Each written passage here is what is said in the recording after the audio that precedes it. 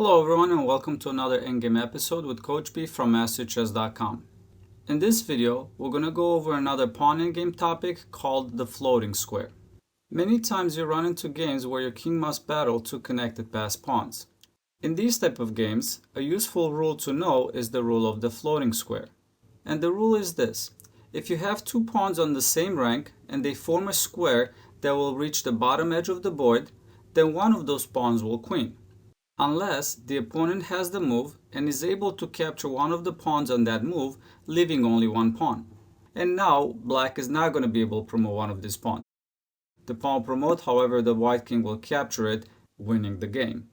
In this next position, even if white has the move, he's actually going to lose this game because he's not able to capture one of the pawns on his first move, and the floating square reaches the bottom edge of the board.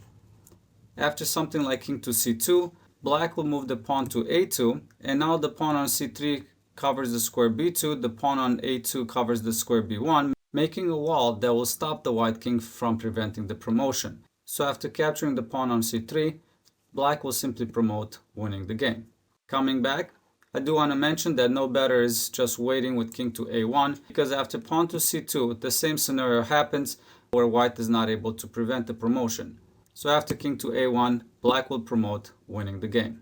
If the floating square does not reach the bottom edge of the board, the opponent king can prevent those pawns from advancing, but is not able to capture the pawns unless those pawns are separated by two files.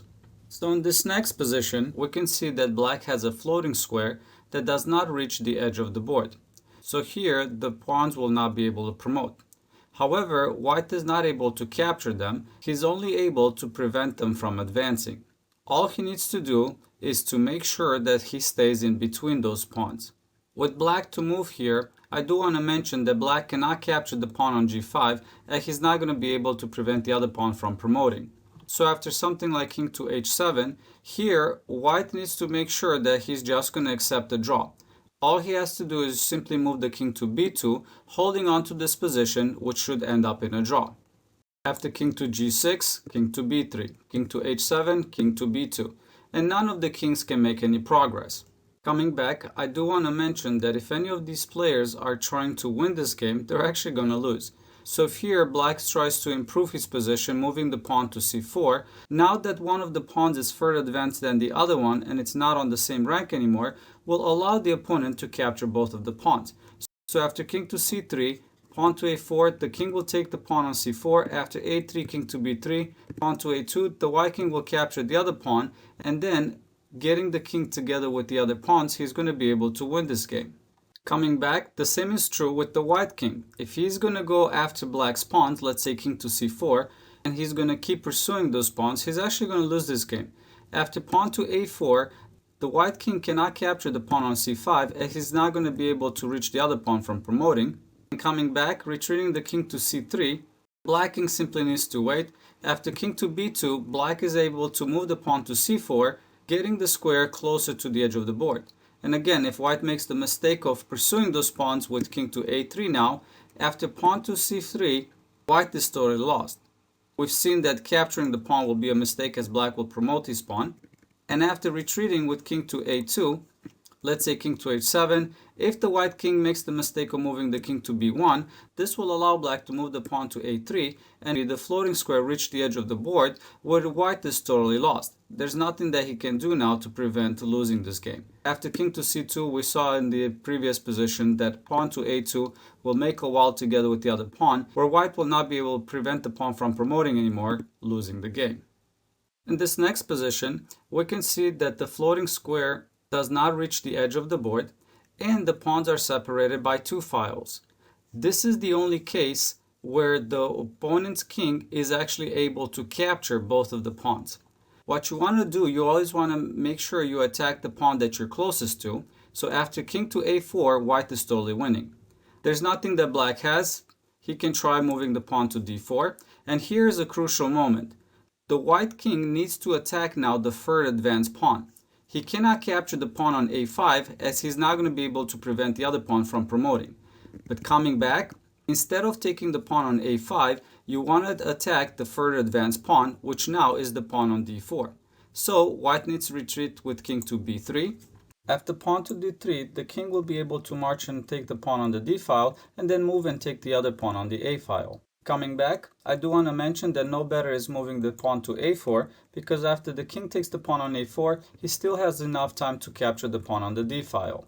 Coming back from the very beginning, if we change this position where the floating square will reach the edge of the board, white will be totally lost. So here, since the floating square reaches the edge of the board, white will not be able to capture the enemy pawns and he's actually going to lose this game. If we're going to try the same defense technique, attacking the closest pawn to us with king to a3, and after pawn to d3, attacking the further advanced pawn, white will not be able to capture both of the pawns. He's going to capture the pawn on the d file, however, he's not going to make it in time to capture the pawn on the a file, losing the game. Also, after king to a3 and pawn to d3, taking the pawn on the a file is completely hopeless as well. In this next position, the pawns are separated by 3 files, and we could see that the floating square does not reach the bottom edge of the board. Therefore, the white king can hold on to the pawns, but he is not able to capture them. Again, that only happens if the pawns are separated by 2 files only. So here, what white needs to do to hold on to this position is keep the king in the middle of the pawns on the squares c4 and c5. An easy way to remember this is if you draw the diagonals from the 2 pawns together, they will meet at the square c4, and also you can use the square above. So after king to c4, there's nothing that black can do here to win this game. All he can do is simply wait with king to h8. After king to c5, king to h7, king to c4, king to h8, a draw will be achieved. I do want to mention that here, if black is trying to win this game, he's actually going to lose. If he moves the pawn to a5, this will be a terrible mistake as the pawns are not on the same rank anymore, and here white can attack the further advanced pawn.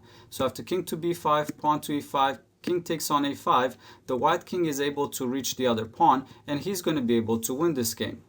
Coming back, after king to c4 and king to h8, we saw that here white needs to move the king to c5. You might wonder, why isn't the square c3 okay as well?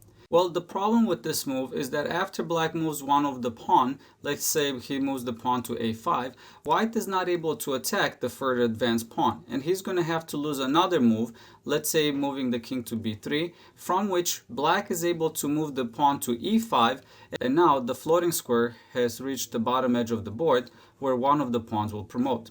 And I'm just going to fast forward through the move so you can see what's going to happen. Here, any try will not work. If he takes the pawn on a5, the other pawn will promote.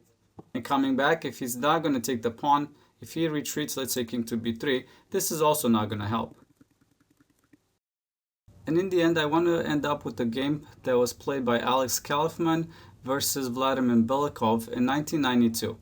And I'm going to fast forward through move 36, where is the crucial moment that will highlight the importance of the floating square.